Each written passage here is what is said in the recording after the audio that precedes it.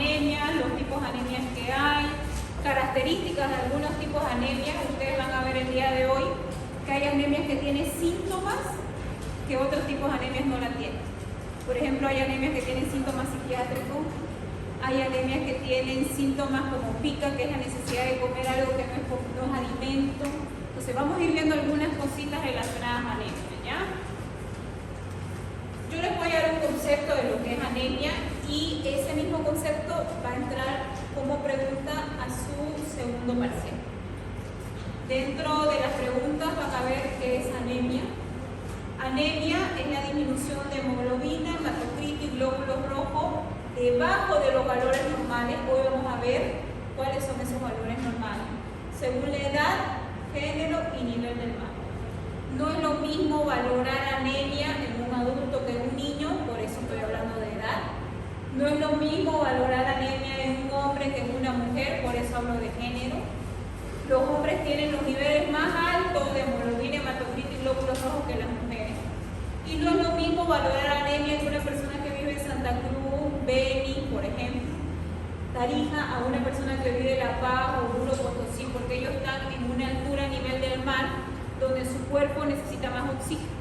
¿Y quién es el que me da oxígeno? Los glóbulos rojos. Por lo tanto, una persona que vive en el occidente, ellos tienen 7, 7,5, 6,5 millones de glóbulos rojos. Nosotros que vivimos en el oriente, nuestros glóbulos rojos son 4, 4,5, 5, 5,5, 6 a lo mucho, pero no hay nadie que suba más de 6 millones de glóbulos rojos. En cambio, para ellos 6 millones es normal, 7 millones normal, 7,5 es normal. Entonces, por eso es que cuando yo hablo de anemia, tengo que considerar esos tres factores: edad, género y nivel del mar. Eso es lo primero que yo debo considerar. ¿Listo? De ahí es que aparecen dos definiciones. Una que lo hace Balces. Balces dice que anemia es la disminución de hemoglobina, toma en cuenta la edad, pero no toma en cuenta los otros parámetros, pero sí toma en cuenta estos valores, y estos valores se manejan aquí y en cualquier parte del mundo. Mujeres con valores menor a 12 gramos de cilindro de hemoglobina ya es inicio de anemia. Varón con menor de 13 gramos de cilindro de hemoglobina ya es inicio de anemia. Eso en cualquier parte del mundo. Y de ahí es que aparece la OMS. La OMS sí da una definición parecida a la que yo les acabo de dar al principio. La OMS dice que anemia es la disminución de hemoglobina según la edad, género y nivel del mar, y a eso le aumenta menor de 13 varón y menor de 12 a mujer. La OMS es la que da una definición más completa de lo que es anemia. ¿Quién es el principal componente que indica anemia? La hemoglobina. Hasta el día de hoy sigo teniendo alumnos que me dicen que la anemia lo da los glóbulos rojos. Y ustedes saben que no. La anemia no lo da los glóbulos rojos, porque ya vimos algunos hemogramas y no van a ver casos clínicos. Hasta aquí ya ustedes ya hicieron dos evaluaciones continuas, ¿no ven? Y dieron primer parcial práctico. Lo mismo va a ser para el segundo parcial. Su primera evaluación continua que ya va a venir son casos clínicos. Vamos a practicar un caso clínico conmigo, en práctica, estoy hablando de práctica. Y la siguiente clase les voy a dar el caso clínico a ustedes, lo van a resolver y esa es su evaluación continua, la primera. La segunda evaluación continua que van a tener en el segundo parcial es una exposición. Esa exposición va a ser de anemias, de las anemias que vamos a hablar hoy. Ustedes van a armar grupos de 5 personas, yo voy a poner papelito, van a sacar un papelito, ese papelito va a decir qué anemia les tocó. Esa anemia que les tocó va a ser su exposición del segundo parcial, y ese mismo tema ustedes ya van a comenzar a armar su tema para los 10 puntos de trabajo de investigación. Ese mismo grupo que arme y ese mismo tema lo van a trabajar para su trabajo final de investigación. ¿Listo? Entonces de aquí en adelante ya saben cómo vamos a ir manejando el segundo parcial y los trabajos de investigación de los 10 puntos. Entonces, si anemia, el principal componente que me indica anemia es la hemoglobina, entonces yo tengo que conocer la hemoglobina. La hemoglobina es una proteína que está formada por grupo hemo y por grupo globínico. Voy a mover un poquito esto más acá porque les hice un dibujo ahí. Ahí. Esto que está aquí es una hemoglobina.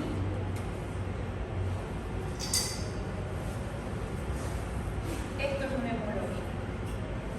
La hemoglobina está formado por grupo hemo y por grupo globina. Ahora lo vamos a desarrollar. Primero que tengo que saber de la hemoglobina es una proteína. ¿Dónde está esta proteína? Dentro del glóbulo. ¿Cómo está formada esta proteína? Por un grupo hemo y un grupo globino. Eso es lo más básico. A partir de ahí vamos a ir viendo algunas características de la hemoglobina. Como por ejemplo, la hemoglobina que nosotros tenemos, es ahorita circulando en nuestra sangre, se llama hemoglobina del adulto, hemoglobina A. Esa es toda la hemoglobina que nosotros tenemos. Y es la hemoglobina normal, es la hemoglobina correcta, es la hemoglobina que cumple la función que nosotros necesitamos. Pero si alguno de ustedes tuviera otro tipo de hemoglobina, sí o sí llegan a tener una enfermedad. ¿Por qué? Porque no tendríamos por qué tener otro tipo de hemoglobina.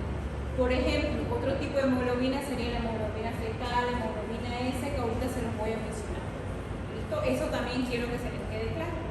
Otro detalle que quiero que se vayan acordando, porque este tema que se llama anemia lo vamos a dividir en dos. Hoy vamos a ver las anemias que son causadas por algún tipo de nutriente, por deficiencia de nutrientes. Y la siguiente semana vamos a ver las anemias que son hereditarias. Las anemias por deficiencia de nutrientes nosotros podemos evitarlas, pero las anemias hereditarias no podemos evitar. Entonces por eso lo dividí en dos grupos, este tema, ¿ya?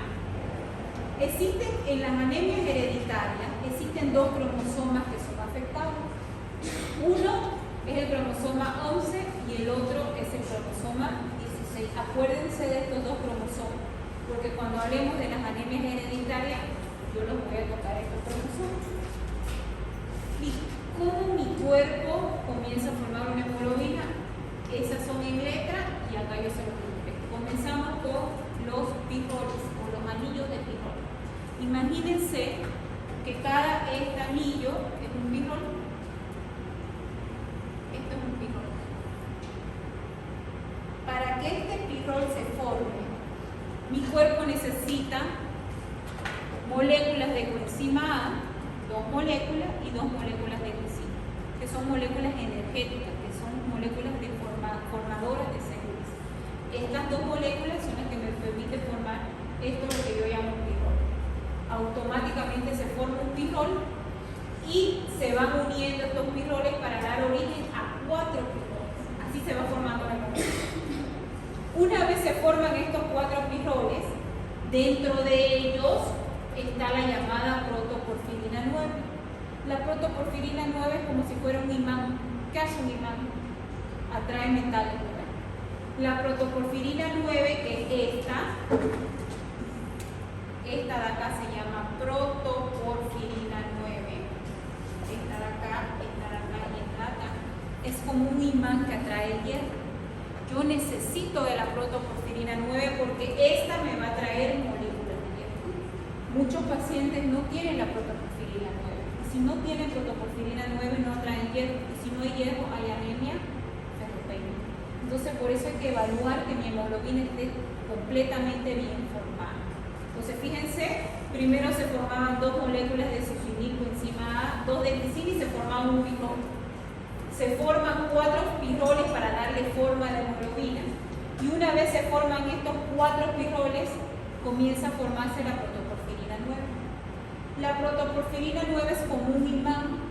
Cada una de estas protoporfirinas 9 que está en cada pirol va a traer una molécula de hierro, porque es como un imán del hierro. Una vez atrae esta protoporfirina 9 al hierro, recién se forma el grupo en primera parte de la hemoglobina. Una vez se forma el grupo hemo, ahora sí se tiene que formar la parte de afuera de la hemoglobina, que son las cadenas alfas y las cadenas betas. En cada pirol se une una cadena alfa y se une una cadena beta, y así se forma la hemoglobina.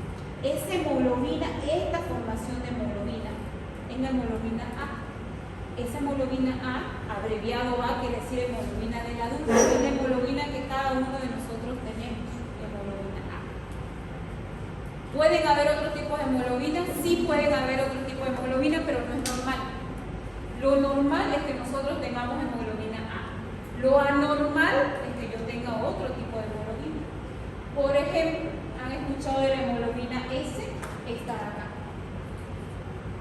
La hemoglobina S es una hemoglobina normal, que no todos lo tenemos.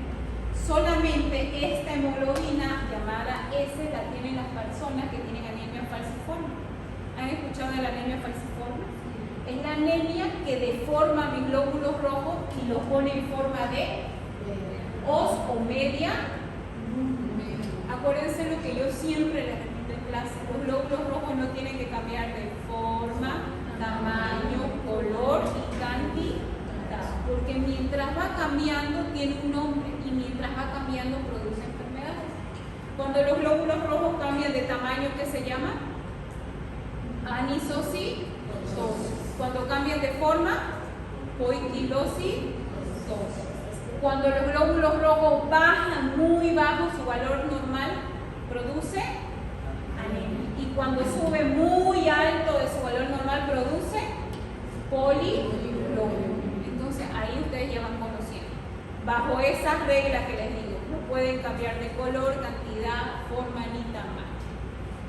Ahí está el ejemplo de los glóbulos rojos. Cuando cambian en forma de os, seguro si yo le hago este estudio a mi paciente va a tener hemoglobina S, y si tiene hemoglobina S y mis glóbulos rojos están en esta forma, mi diagnóstico es una anemia falciforme, que es una anemia hereditaria, que lo vamos a ver la siguiente clase. Hoy vamos a ver solamente anemia por deficiencia de nutrientes. Listo. Vamos a ver la clasificación de las anemias. Y la clasificación de las anemias les voy a mostrar con este árbol. Este es un árbol donde al medio de este árbol, si ustedes ven, está la hemoglobina. Y como todo árbol tiene sus ramas grandes, principales, y tiene ramas más pequeñas.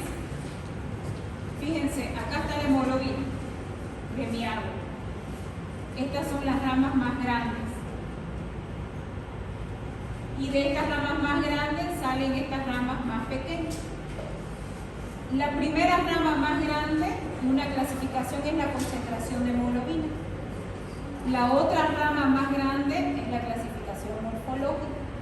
Y la otra rama más grande es la clasificación etiológica. Vamos a hablar de estas tres clasificaciones. Cada una de estas clasificaciones tiene subclasificaciones, que quiere decir tiene ramas más pequeñas. Por ejemplo, la clasificación de la concentración de la hemoglobina tiene ramas más pequeñas que se llama leve, moderada y severa. Esas son subclasificaciones. La clasificación morfológica clasifica las anemias en 6 tipos de anemia. 3 por tamaño y 3 por color. ¿Se acuerdan? Por tamaño, macrocítica, microcítica, morfocítica. Por color, hipocrómica, hipercrómica y normocrómica. Y ya estamos viendo 2 tipos de clasificación. La tercera clasificación es la clasificación etiológica. ¿Qué quiere decir? Que hay un origen de este tipo de anemia, pero puede ser varios. Puede ser alcohol, puede ser droga, puede ser fármacos, puede ser enfermedades autoinmunes. Entonces ya hemos visto diferentes tipos de clasificaciones. Una de las preguntas que van a entrar al examen es ¿qué tipo de anemia produce la clasificación morfológica? Y ahí ustedes tienen que nombrar las 6 anemias que clasifican. 3 por tamaño y 3 por color. Si yo les pregunto ¿cómo clasifica las anemias la concentración de hemoglobina? Leve, moderada y severa. Ahorita vamos a verlas esas. Esta es la clasificación según la concentración de la hemoglobina. La clasificación más usada en el mundo. Se clasifica en leve, moderada y severa. Y cada una de ellas tiene grado. Pero para no complicar así por grado, yo le hice este resumen. Y esto es lo que vamos a manejar. Anemia leve, anemia moderada y anemia severa. ¿Cuándo mi paciente tiene una anemia severa? Cuando es menor a 7. ¿Cuándo es una anemia moderada? Cuando está entre 8 y 10. ¿Cuándo es una anemia leve? Cuando está entre 10 y 13. Ese es el rango que vamos a manejar porque quiero que todos aprendamos este rango, porque ya les dije que en práctica vamos a hacer casos clínicos. Entonces, cuando yo les ponga casos clínicos, les voy a poner paciente con 9 de hemoglobina, con estos síntomas, con estas características. 9 de hemoglobina, ¿cómo clasificarían ustedes a su paciente? Anemia moderada. Por eso es que quiero que unifiquemos estos valores para que podamos resolver casos clínicos prácticos, ¿ya? No se los voy a pedir así por grado, pero así de manera general. ¿Por qué se clasifica la anemia severa menor a 7? Porque la OMS dice que cualquier paciente que comienza a disminuir su hemoglobina menor a 7 es un paciente con criterio para recibir transfusión de sangre. Por eso que se considera anemia severa cuando mi paciente disminuye menos de 7 de hemoglobina. Ya yo puedo transfundir sangre a este paciente. Con un valor de 8, 9 y 10 de hemoglobina, no. En cambio, si mi paciente baja por debajo de 7, criterio para transfundir sangre. Ahora veamos la otra clasificación que ustedes seguro ya la conocen de memoria. La clasificación morfológica lo da el índice y el Van-Den-Leeuwen, que son 3 pruebas. El volumen corpuscular medio mide el tamaño. Si están grandes los glóbulos rojos se denomina macrocitosis, si están pequeños microcitosis, si están normal, normocitosis. Eso es el volumen corpuscular medio. La hemoglobina corpuscular media y la concentración de hemoglobina corpuscular media, yo siempre la comparo y les digo que son complementarias en medio, porque las dos miden el color. Y las clasifica las anemias en hipercrómica, miren, más rojo de lo normal, mis glóbulos rojos, hipocrómica, cuando están pálidos mis glóbulos rojos, y normocrómica. Y de aquí es lo que yo les decía, que la clasificación morfológica me clasifica las anemias en 6, 3 por color y 3 por tamaño. Ahora, ¿por qué quiero que entiendan este cuadro? Porque a partir de aquí vamos a hablar de las anemias. Miren este cuadro. Está en base al volumen corpuscular medio. Fíjense que la anemia ferropénica y la anemia crónica se comportan de dos formas. Al principio, la anemia ferropénica y la anemia crónica pueden ser normocítica y hipocrómica. ¿Qué quiere decir? No afecta tamaño y no afecta color. ¿Por qué? Porque es una anemia que recién está empezando. Y ahí es ideal que ustedes puedan diagnosticar a su paciente. Aquí deberíamos nosotros llegar a encontrar al paciente, porque aquí nosotros damos tratamiento al paciente y evitamos que estas anemias pasen a este segundo cuadro, que es una anemia microcítica hipocrómica. Cuando yo llego a detectar a mi paciente aquí, quiere decir que la anemia recién empezó. Cuando yo ya tengo un paciente con microcitosis y hipocromía, quiere decir que esa anemia ya avanzó. ¿Cuánto tiempo ya avanzó? Más de 4 meses. ¿Por qué estoy hablando más de 4 meses? Por la vida media de los glóbulos rojos. ¿Cuánto es la vida media de los glóbulos rojos? 90, 120. Entonces, si yo tengo un paciente que ya tiene microcitosis y hipocromía, no es una anemia reciente, es una anemia que por lo mínimo tiene 4 meses ya de avance. ¿Listo? Pasen. ¿Vamos a parar? Pueden pasar, pasen. Pasen.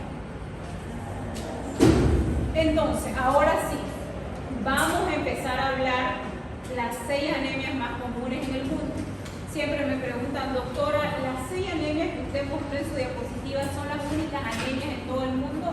No, son las que yo saqué, que para mí son las más importantes y las que más aparecen, las que más van a encontrar.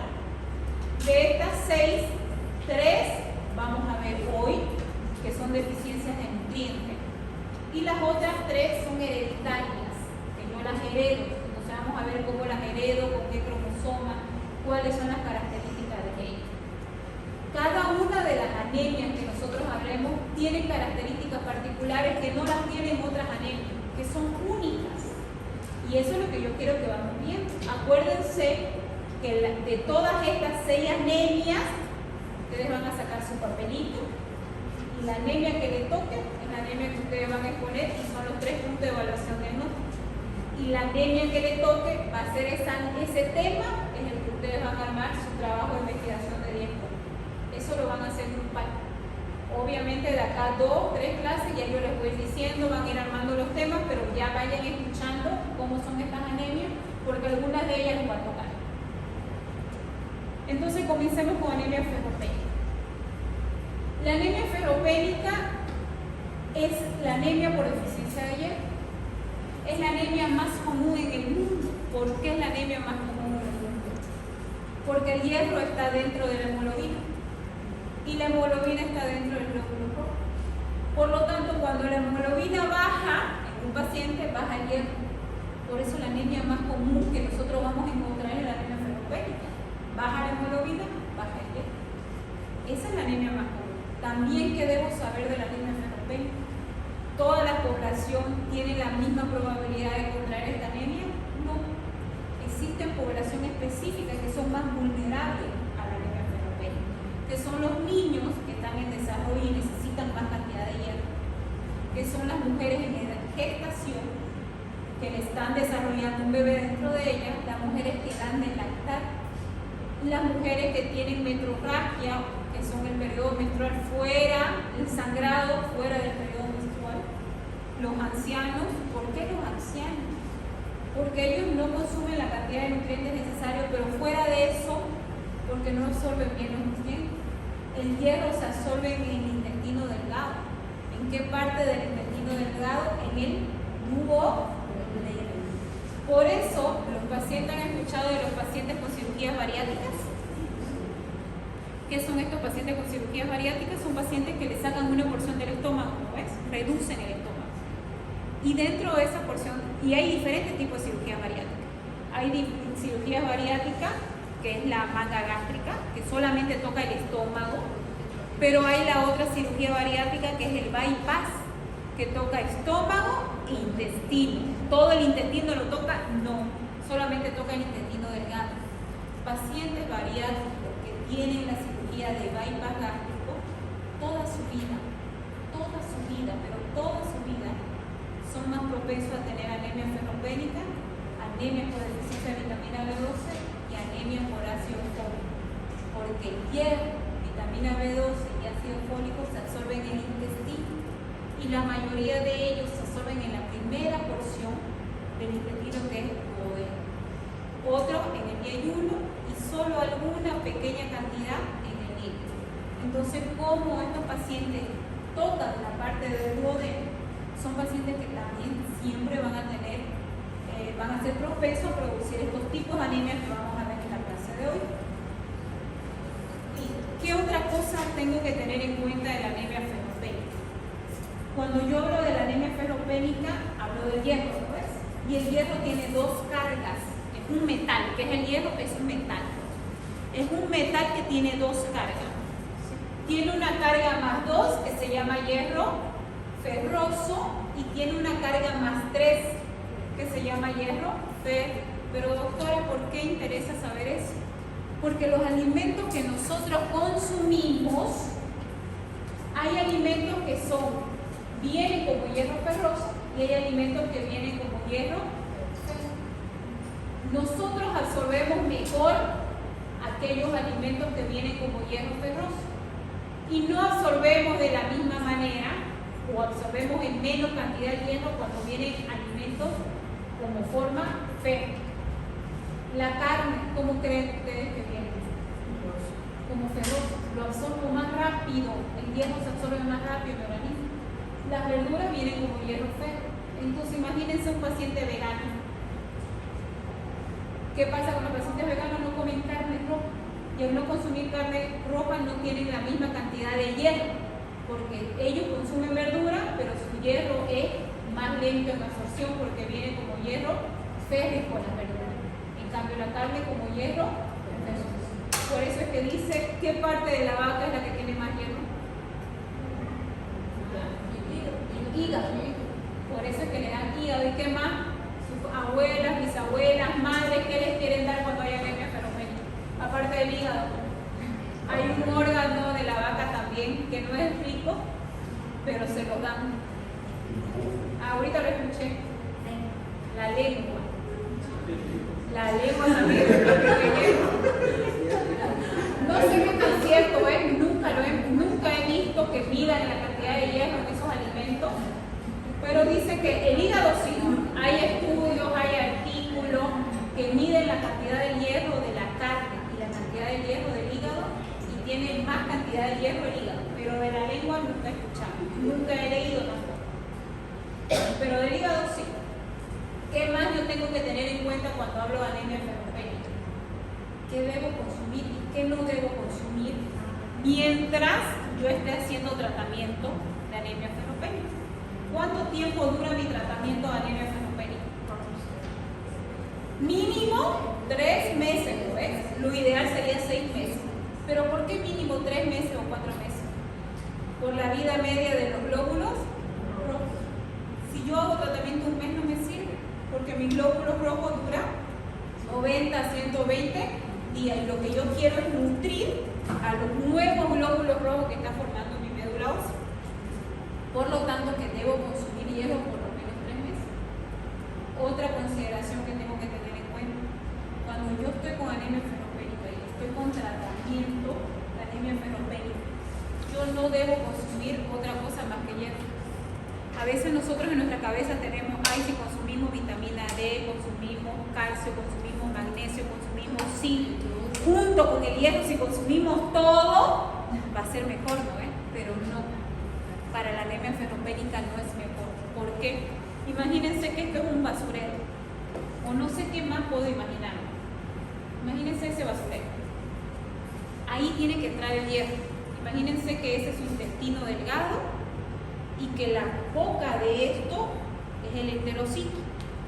Por ahí tiene que entrar el hierro, por ese enterocito tiene que entrar acá. La molécula de hierro es chiquitita.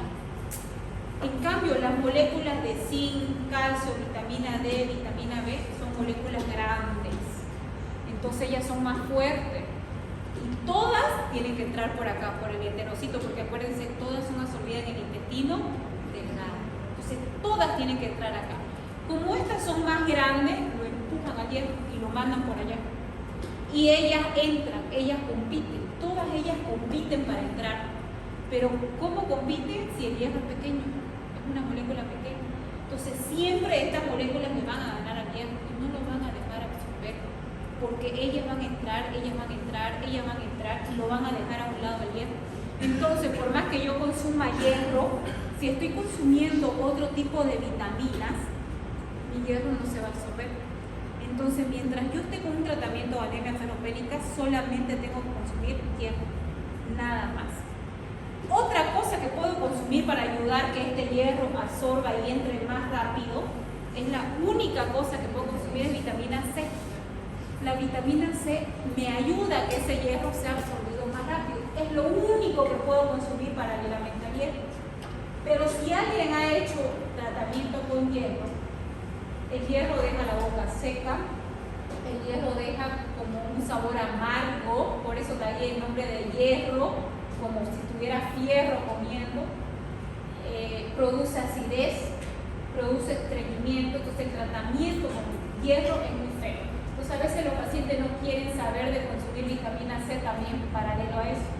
Si mi paciente no quiere consumir en tableta, en cápsula o efervescente vitamina C, ¿qué alimentos yo les recomiendo al paciente consumir durante su tratamiento? Todos los cítricos.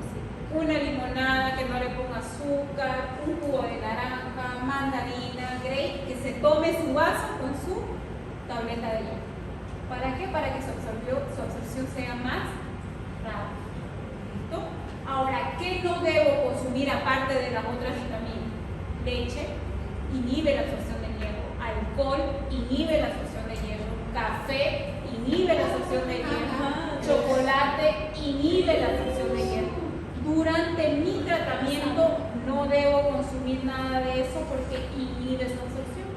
De nada me sirve yo que esté tomando tratamiento para anemia ferropénica si 3 veces al día tomo café. No se va a absorber. De nada me sirve que yo esté haciendo tratamiento de anemia ferropénica si el fin de semana tomo bebida alcohólica. No se va a absorber bien. ¿Y una vez al mes? No, café puedes tomar una vez cada 2 o 3 días, si es tanto tu deseo, porque hay personas que no pueden vivir sin el café. Pueden tomar una taza. Pero acuérdense que el tratamiento con hierro no es toda la vida, es tratamiento y nuevamente vuelven a su vida normal. Pero se recomienda que durante el tratamiento con hierro no consuma eso, sino más bien consuma vitamina C. Doctor, ¿y el chocolatito si uno no puede comer en la tarde? Es preferible evitar las hierbas mates también por estimulantes, no ayuda a absorber el hierro. Durante el tratamiento se evitan todos estos tipos de alimentos. ¿Listo? ¿Qué más? Ahora sí, hay síntomas específicos en anemia ferropénica que ni una otra anemia lo tiene. Es pica. ¿Han escuchado de pica? La necesidad de comer algo que no comes, y por eso ustedes van a ver a los niños tirados en el suelo comiendo tierra, lamiendo las piedras, y no siempre es porque sean dañinos o algo. Ese síntoma se llama pica, necesidad de comer algo que nos alimente. En adultos también aparece el comer hielo. No sé si han escuchado, hay adultos que yo he visto y he tenido pacientes que comen papel a escondidas. Papel, que comen el borrador del lápiz, que comen, le sacan la pintura de las paredes y se la comen, adultos que comen tierras, adultos que comen el cabello. Entonces, normalmente eso viene pica, viene acompañado de deficiencia de hierro. Otro síntoma bien característico de la anemia ferropénica, que no la van a ver en otras anemias, es la glositis. La lengua roja, con úlcera, más grande, adolorida. Otro síntoma específico también de la anemia ferropénica es la estomatitis angular. En la parte de los labios, de los costados, de las esquinas, comienza a secarse y a aparecer úlcera y arde y se parte. No sé si han logrado ver muchos niños. Cuando ustedes hagan su internado o hagan provincia y vean que un niño está desnutrido y sospechan que tiene anemia ferropénica, lo primero que hagan es que abra la boca. Si tiene úlcera en la lengua, fíjense la cobertura labial, las anguladuras ahí, que se llama estomatitis, las grietas angulares, y pregunten a la mamá si ese niño no come tierra, papel o algo. O sea, obviamente no le pueden decir estomatitis angular al paciente, a su mamá, no le pueden decir pica, pero esas son las características bien marcadas de la anemia ferropénica. ¿Listo? Y estos otros síntomas están en todas las anemias. Adinamia, astenia, pérdida de peso, caída de cabello, están en casi todas las anemias. Palpitaciones, dolor de cabeza, cansancio, sueño, eso es casi en todas. Pero estos síntomas son más específicos de las anemias ferropénicas. Ahora sí, entramos a esta parte que es lo que en realidad ustedes deberían aprender de cada una de las anemias. ¿Qué laboratorios pido para hacer el diagnóstico de cada una de las anemias que vamos a hablar? ¿Qué laboratorios pido yo para confirmar que mi paciente tiene anemia ferropénica? Lo primero que voy a pedir es hemograma. Acuérdense que el hemograma está dividido en serie roja, serie blanca, plaquetas y BCG.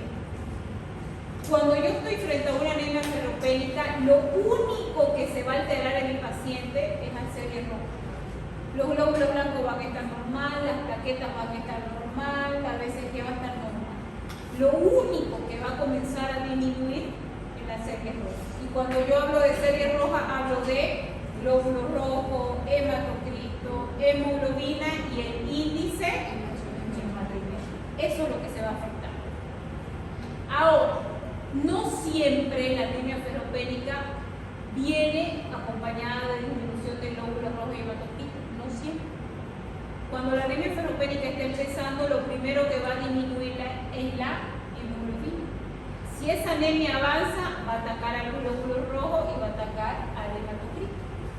Pero lo primero que a mí me indica anemia siempre va a ser la disminución de hemoglobina. Eso tiene que quedar claro porque cuando yo les dé casos clínicos, que ya me ha pasado, yo les pongo hemoglobina de 9, les pongo un hematocrito de 40, que es normal, les pongo un glóbulo rojo de 5 millones, que es normal, y ustedes me dicen que no hay anemia, porque el glóbulo rojo está normal y el hematocrito está normal, y eso está mal. ¿Por qué? Porque si la hemoglobina ya está baja, mi paciente ya tiene anemia. ¿Listo? Ahora, esta anemia cuando está empezando, Si no afectó a los glóbulos rojos y no afectó al hematocrito, tampoco va a afectar al índice matrimétrico. Y ustedes van a encontrar un índice matrimétrico normal, normocítico, normocrónico. ¿Por qué? Porque esta anemia recién está empezando. Ahora, cuando ustedes vean hemograma, donde la hemoglobina baja, el hematocrito baja y los glóbulos rojos bajan, seguro que ya va a comenzar a afectar el índice hematométrico. Y ahí es donde ustedes van a ver una anemia microcítica y hipocrónica. Pero eso depende de la evolución de la anemia en el paciente. Por eso es que tienen que saber interpretar bien la serie roja. Hasta aquí, con el hemograma, yo sospecho que es una anemia ferropénica. Pero solamente yo puedo confirmar si es anemia ferropénica con estos 3 laboratorios. Estos 3 laboratorios yo los denomino batería de hierro, porque estos 3 laboratorios me miden todo lo que tiene que ver relacionado al hierro. ¿Cuáles son esos 3 laboratorios? Hierro sérico, que es el hierro en la sangre, ferritina, que es la proteína que guarda el hierro, y transferrina, que es la proteína que transporta el hierro. Ahorita les voy a explicar una por una. Pero acuérdense, sin estas 3 pruebas, yo no puedo confirmar una anemia ferropénica. Antes de explicarles estas 3 pruebas, les voy a hablar de anemia por enfermedades crónicas. ¿Por qué les voy a hablar de esto? Porque estas 2 anemias, ferropénica y anemia por enfermedades crónicas, fíjense, se comportan de la misma manera y se las confunden muchísimo. Al principio ambas anemias son normocíticas y con el tiempo ambas anemias se convierten en anemia microcítica. Pero existe una gran diferencia. En las anemias por enfermedades crónicas el hierro está normal.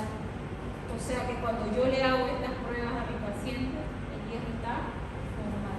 En cambio, en la anemia ferropénica, esto nunca va a estar normal. Esa es la diferencia laboratorialmente entre una anemia ferropénica y una anemia por enfermedad crónica. Las pruebas de hierro es la que me permite diferenciar.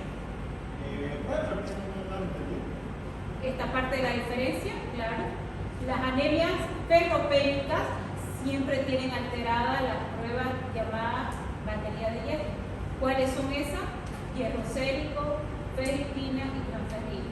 Siempre están alteradas. En cambio, las anemias por enfermedades crónicas, el hierro está normal. ¿Por qué? Porque el problema no es el hierro. Ahorita les voy a explicar cuál es el problema. Como su nombre dice, anemia por enfermedad crónica. Hay 2 enfermedades crónicas que son las mayor causante de anemia.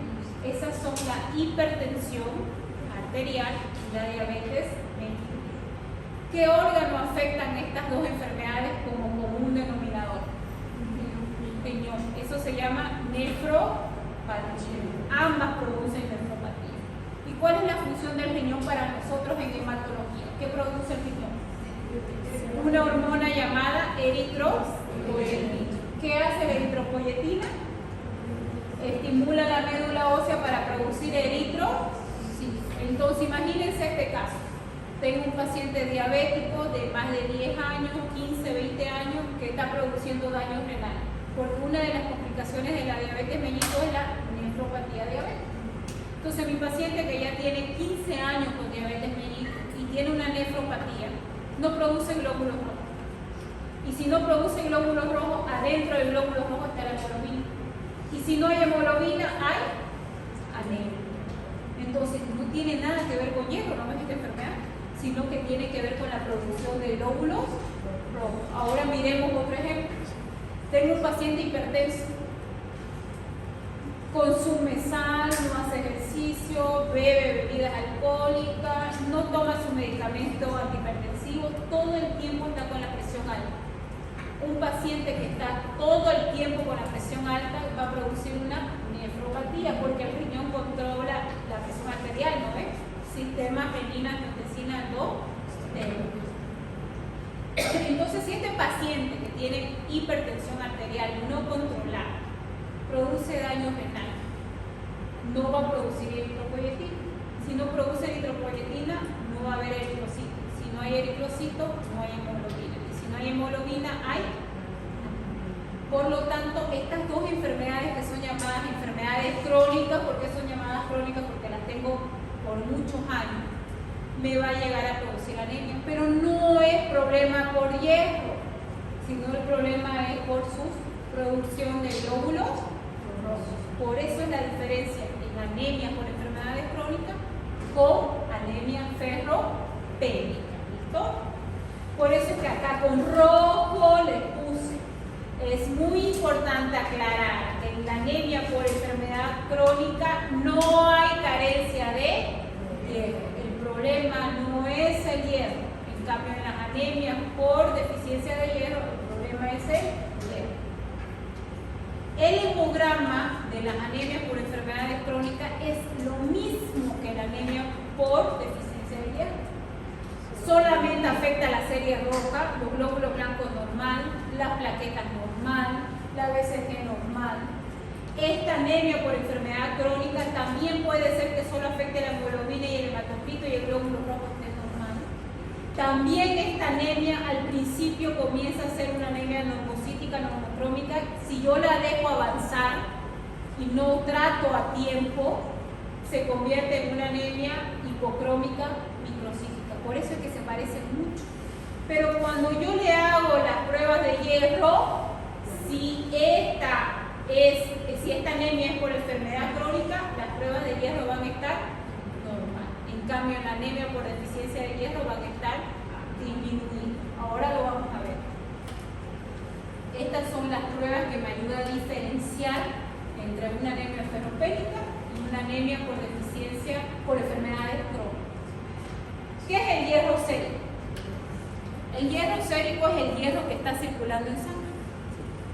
Yo le saco sangre a mi paciente, esa sangre lo pongo en un equipo y ese equipo me mide cuánto de hierro yo tengo en ese momento en mi sangre. Eso es el hierro sérico. Obviamente el hierro sérico varía en hombres y varía en mujeres. Nosotros las mujeres tenemos menos cantidad de hierro porque tenemos pérdida de sangre todos los meses. En cambio, los niveles de hierro del hombre siempre es un poquito más alto. ¿Se acuerdan cómo está dividida la sangre? Células sanguíneas y plasma. De las células sanguíneas, ¿cuáles eran? Glóbulos rojos, glóbulos blancos y plaquetas. De estas tres células, ¿qué era lo que más teníamos nosotros? Glóbulos rojos. Nosotros tenemos millones de glóbulos rojos. Fíjense qué dice acá. La masa eritrocitaria, o sea, la masa de glóbulos rojos que nosotros tenemos, equivale aproximadamente a 2000 ml. 2000 ml.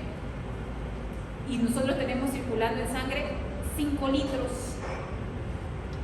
Cada ml de ese glóbulo rojo tiene 1 miligramo de hierro. Imagínense, cada ml de ese glóbulo rojo tiene 1 miligramo de hierro. Entonces multiplíquenlo por 2000.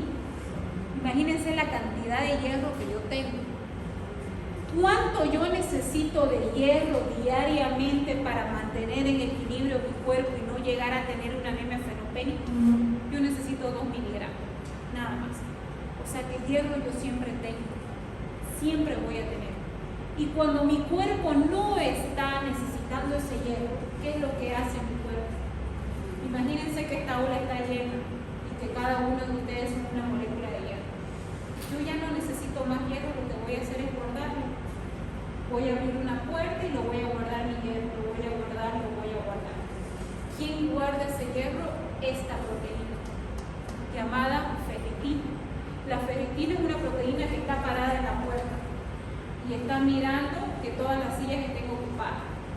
Todas las sillas están ocupadas por una molécula de hierro y cuando hay hierro parado ahí, ¿se acuerdan la clase que avanzamos el sábado? Cuando no teníamos silla, que estaba llenísimo. Bueno, la ferritina, ¿qué es lo que hace? Va mirando quién está parado, agarra ese hierro y lo mete a un cuarto y lo guarda. Eso es lo que hace la ferritina. ¿Por qué guarda el hierro? Porque imagínense que yo hago una dieta estricta, baje 20 kilos, mi sistema inmunológico se baje, o tengo un sangrado, tengo una herida y esté sangrando internamente y no me dé cuenta, y esté perdiendo hierro. ¿qué va a hacer la ferritina? Se va a dar cuenta que hay espacios vacíos porque no hay hierro. Entonces la ferritina lo que va a hacer es sacar ese hierro y va a tratar de llenar todos esos espacios vacíos. La ferritina todo el tiempo está viendo que esté la cantidad necesaria de hierro en mi organismo y que si hay mucho, lo guarda. Y si falta, le da. Eso es lo que hace la ferritina. Luego tenemos otra proteína. Esta es proteína y esta también es proteína. Esta proteína es llamada transferrina. Esta es la que transporta. La ferritina no se puede mover de la puerta. La ferritina guarda y la ferritina saca, pero no se puede mover, no puede caminar. Entonces lo que necesita ayuda a la ferritina siempre va a trabajar con la transferrina. La ferritina la va a llamar a la transferrina. La transferrina es una proteína que va a venir donde está la ferritina y la ferritina le va a dar el hierro a la transferrina. Y la transferrina es como un auto, imagínense como si fuera un auto o una camioneta. Carga en su camioneta moléculas de hierro y va caminando por mi organismo la transferrina, porque es la transportadora, y va dejando el hierro en los espacios vacíos. Entonces siempre trabaja la ferritina como proteína que guarda el hierro, como proteína de depósito, y la transferrina como proteína de transporte de hierro. Por eso yo necesito de las tres. Necesito saber cuánto tengo de hierro, cuánto tengo guardado y cómo está transportando mi cuerpo ese hierro. Esos son mis laboratorios para el diagnóstico de anemia ferropénica. Y esto también me sirve para diferenciar anemias con enfermedades crónicas. ¿Listo? Doctora, ¿qué es la suero? Esta es otra prueba llamada saturación de transferrina. Esta es como la gasolina de la transferrina. Es una imaginación que me puedo dar. Esta es la gasolina. Esta me dice, mientras se va vaciando, mi auto si no tiene gasolina va a funcionar. Esta es la gasolina. Entonces yo necesito de saturación de transferrina para que funcione la transferrina, pero es complicarles más. Con que ustedes manejen estas tres, ya tienen un 90% de diagnóstico de anemia ferropénica. Esto ya son problemas muy especiales en algunos tipos de pacientes, pero estas tres son la base. ¿Ya? Bueno, para que mi glóbulo rojo tenga un buen tamaño, un buen color, una buena forma, una buena cantidad, necesita tres cosas. Necesita el hierro, que ya lo vimos, y necesita vitamina B12 y el ácido fólico. Yo necesito esos tres nutrientes para que mi glóbulo rojo tenga una buena cantidad, un buen tamaño, una buena forma y un buen color. Entonces, ¿por qué les hablo ahora de vitamina B12 y ácido fólico? Porque esas son las causantes de anemia megaloblástica. Yo ya les dije que cada anemia tiene algunas características particulares que no las tienen otras. La anemia megaloblástica tiene algunas características que no las van a encontrar en otra anemia. Por ejemplo, sus glóbulos rojos de las anemias megaloblásticas son grandes. Hay macrocitosis. En otras anemias no hay macrocitosis. Solamente en estas anemias megaloblásticas hay macrocitosis. Otra característica que solamente hay en anemia megaloblástica, hay glóbulos blancos bajo, leucopenia. En otras anemias no hay leucopenia.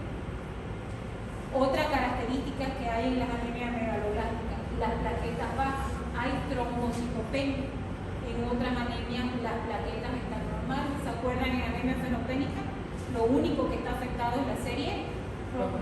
Pero en las anemias megaloblásticas se afecta la serie roja, se afecta la serie blanca y se afecta las plaquetas.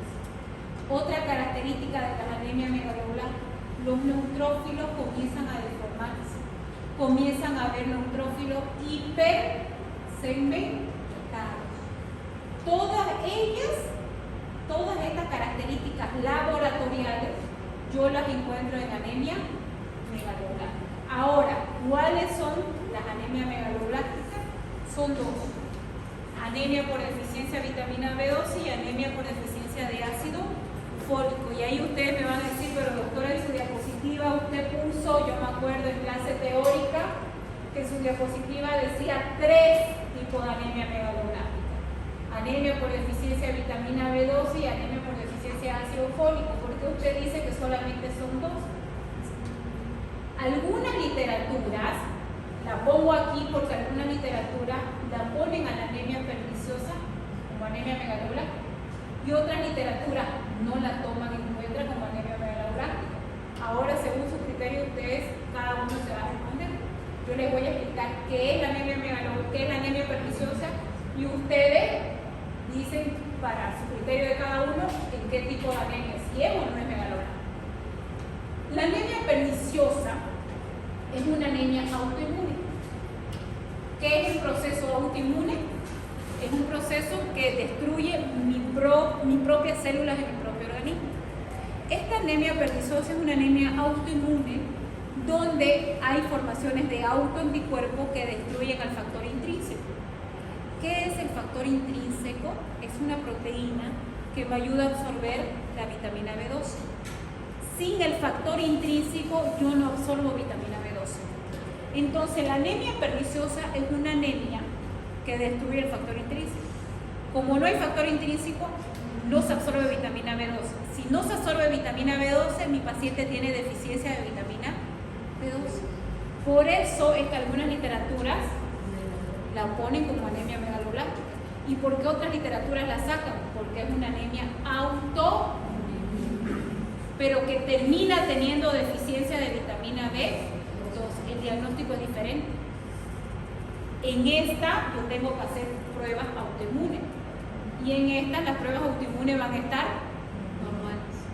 Entonces hay diferencia. ¿Las dos tienen deficiencia de vitamina B12? Sí, pero su mecanismo fisiopatológico es completamente diferente. ¿Listo?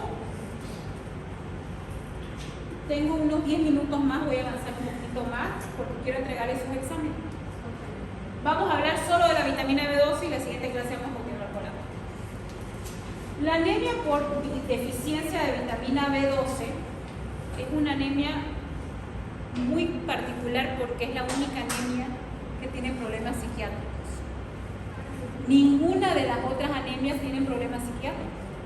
Aparte de este tipo de anemia, esta vitamina B12 es una de las causantes de depresión crónica. La mayoría de los pacientes con deficiencia de vitamina B12 tienen una depresión crónica, tienen problemas psiquiátricos y tienen problemas de terminaciones nerviosas. ¿Por qué? Porque la vitamina B12, aparte de nutrir a mis glóbulos rojos, nutre a células sensoriales y nutre a células neurológicas.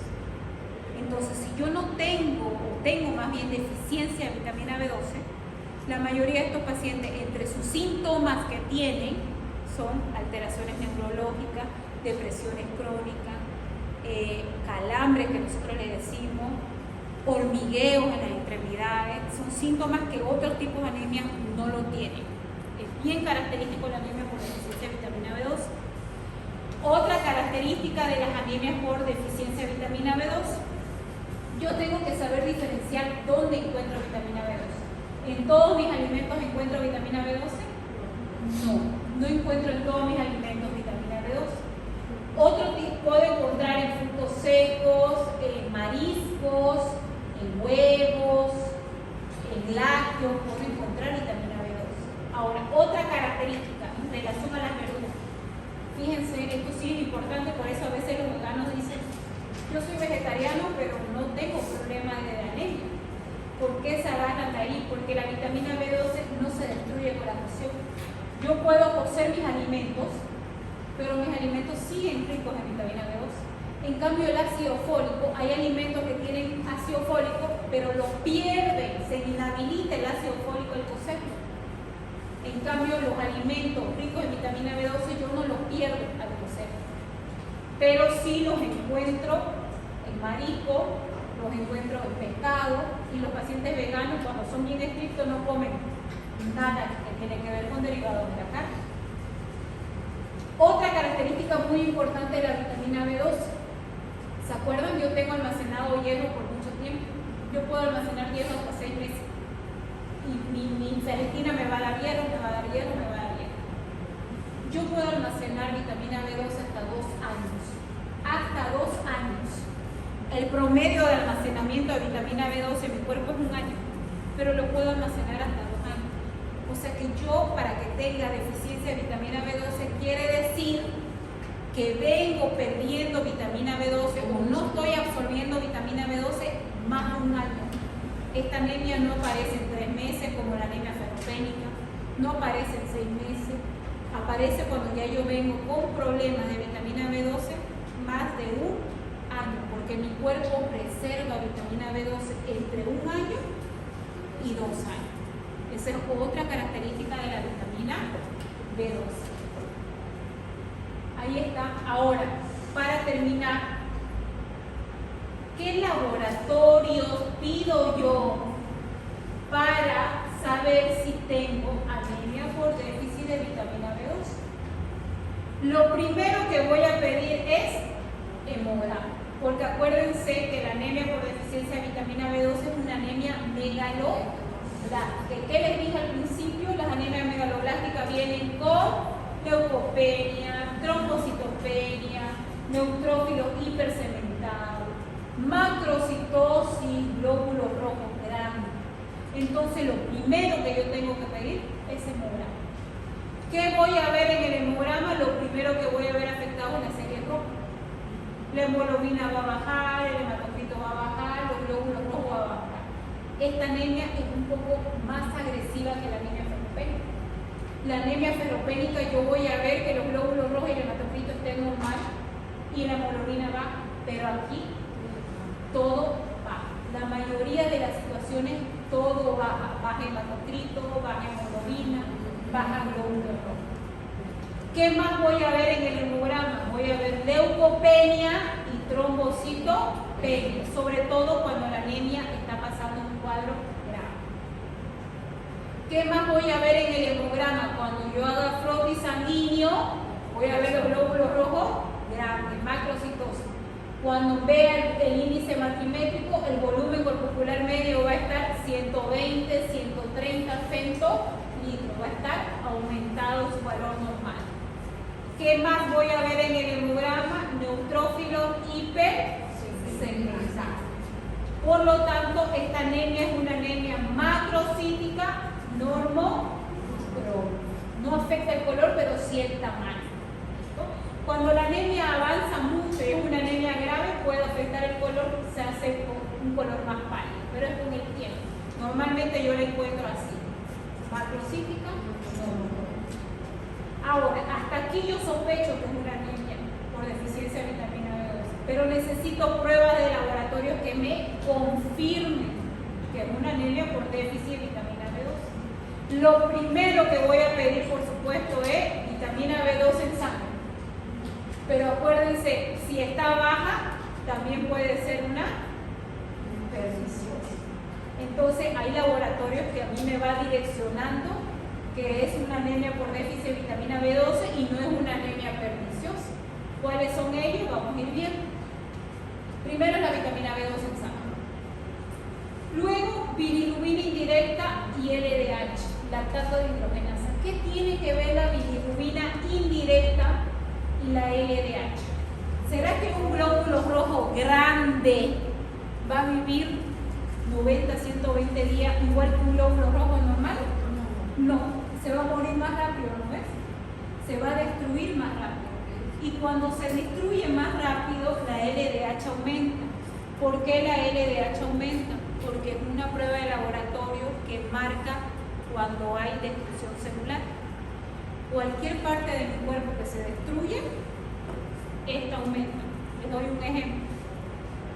Tuve una fractura de hueso, me caí, me fracturé el hueso, hay rupturas de célula ósea, la LDH aumenta. Por ejemplo, mi paciente tuvo un paro cardíaco, hay muerte celular del miocardio, la LDH aumenta. Mi paciente tiene una hepatitis A, hay muerte del hepatocito, la LDH aumenta. Cualquier parte de mi cuerpo que se esté destruyendo, esta prueba llamada LDH comienza a aumentar. ¿Por qué la bilirrubina indirecta aumenta? Nosotros tenemos 3 tipos de bilirrubina, ¿no ves?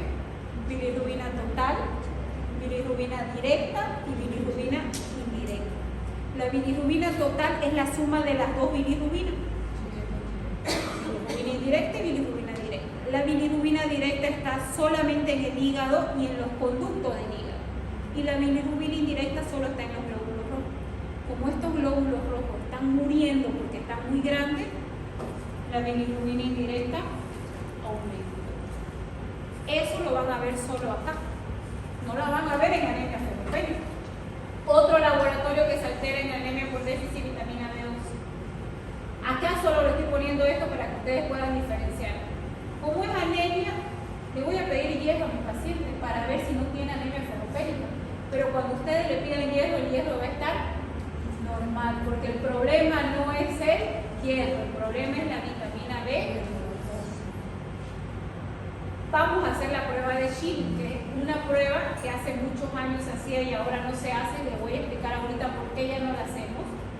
Pero esta prueba de Shinny era la que me confirmaba cuando había deficiencia de vitamina B2. Se la voy a mostrar ahorita. El recuento de los reticulocitos es bajo. ¿Qué son los reticulocitos? Glóbulos rojos inmaduros. ¿Por qué están bajos? Porque no están comenzando a salir, porque mis glóbulos rojos no se están destruyendo por hemólisis, sino que se están destruyendo por una mala formación. Entonces los reticulocitos no salen en ayuda, están bajos. ¿Por qué se los pongo aquí? Porque en la siguiente clase vamos a hablar de anemias hereditarias. Y dentro de las anemias hereditarias está la anemia hemolítica. Cuando hay anemia hemolítica hay hemólisis. ¿Qué quiere decir hemólisis? Destrucción del glóbulo rojo. En cambio, en una anemia hemolítica los reticulocitos están altos. Por eso esta prueba me ayuda a diferenciar también. Estas son las pruebas que me confirman esto. La homocisteína se encuentra alta y el ácido metilmalónico también se encuentra alto. Estas dos son dos proteínas que van pegadas a la vitamina B12 para que esta pueda ser absorbida. Entonces, como no se está pudiendo absorber, la homocisteína aumenta y el ácido metilmalónico también. Yo no les voy a explicar más a profundidad esto porque acuérdense que en la parte práctica ustedes van a exponer esta anemia. Y lo que yo quiero que ustedes me pongan es esto. Así como yo les he ido explicando una por una de las pruebas, ustedes van a tener que estudiar una por una de las pruebas de laboratorio. Yo no quiero que me expliquen síntomas, yo no quiero que me expliquen los alimentos de vitamina B12, lo que yo quiero que me explique cuando toque exponer es laboratorio, porque lo que más le va a costar encontrar información es el laboratorio, y ellos se las puse acá. Lo que van a hacer ustedes es estudiar uno por uno de los laboratorios en cada mes. ¿Ya? Acá ya les estoy dando algunas pautas y les estoy diciendo que está elevado o que está aumentado. Ustedes van a estudiarlo mejor.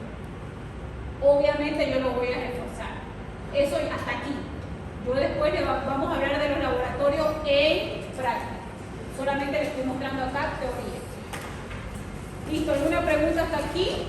Homocisteína y ácido metil son las que confirman. Las que confirman la anemia por deficiencia de vitamina B12 actualmente. ¿Lo podés cerrar por favor esto para que les pueda entregar su examen?